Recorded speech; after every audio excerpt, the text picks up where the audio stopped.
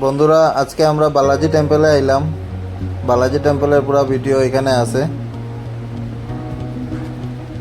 আজকে আমরা সঙ্গে বালাজি টেম্পলের পুরা দর্শন করতে পারবাই। এই দেখো বালাজি টেম্পলের গেট। আমরা এখন ভিতরে যাইলাম।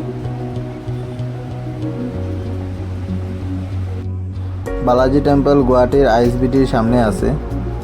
আইএসবিটির একটু সামনেই বালাজি টেম্পল। খুবই সুন্দর মন্দিরটা, একদম নিট অ্যান্ড ক্লিন, খুব সুন্দরভাবে রাখছে মেনটেন করিয়া। মন্দিরের ভিতরে সুন্দর বসার জায়গা আছে।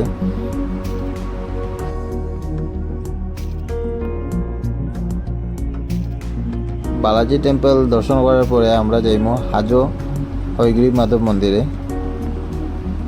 আমরা এখানে মন্দিরে আইছি আমরা একটা সময়, আমরা 2-3 ঘন্টা বইয়া এরপরে যাইমো হাজো টেম্পলে।